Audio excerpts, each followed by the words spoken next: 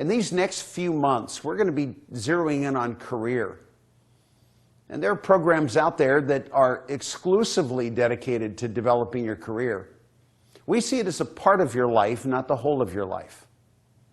For some people, they live for what they do.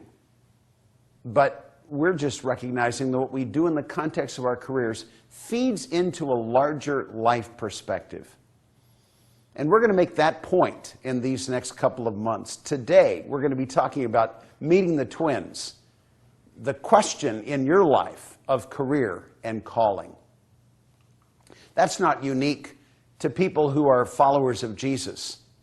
The idea of calling is pervasive in our culture today. People are longing for something more.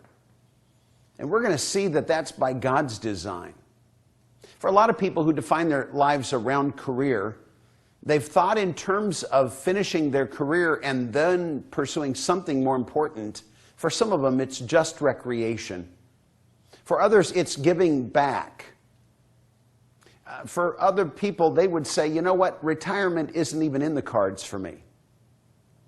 Jonathan Clements, writing in the Wall Street Journal, says, here's the latest thinking on retirement. Don't do it. That doesn't mean you shouldn't retire from your job, but what will you retire to? Many people give scant thought to what they'll do after they quit the workforce. The result can be depression, mental deterioration, declining health, and possibly a shorter life. The reality is that career is an important part of our lives, but it probably isn't something that you'll graduate out of. It's something that you're going to complement to put life alongside it. In the same way that you don't graduate from your family, but you move through different seasons, you will probably discover in these next few months that you'll have seasons of your career life that will be an important addition to the framework of the way you live every day. We're part of a movement that was launched by business leaders. Think about it. It was a building contractor from Nazareth, 4 fishermen from Galilee, a tax collector from Judea, a tent maker from Tarsus, a doctor from Troas. All the way through the New Testament record, we find men and women who had day jobs that were important in their lives, but it wasn't the most important part of their lives.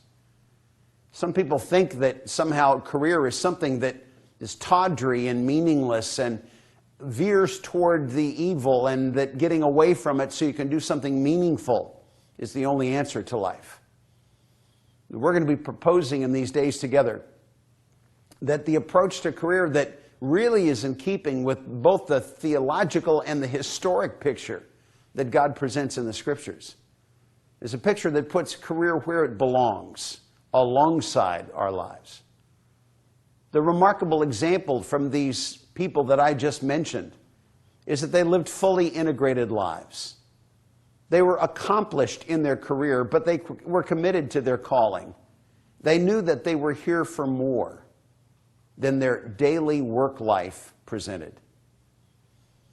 We'll use the terms of career and calling, though for some people they are synonymous. Are they for everyone? Your career is what you're paid for, but your calling is what you're made for. But there's a difference between what you're hired to do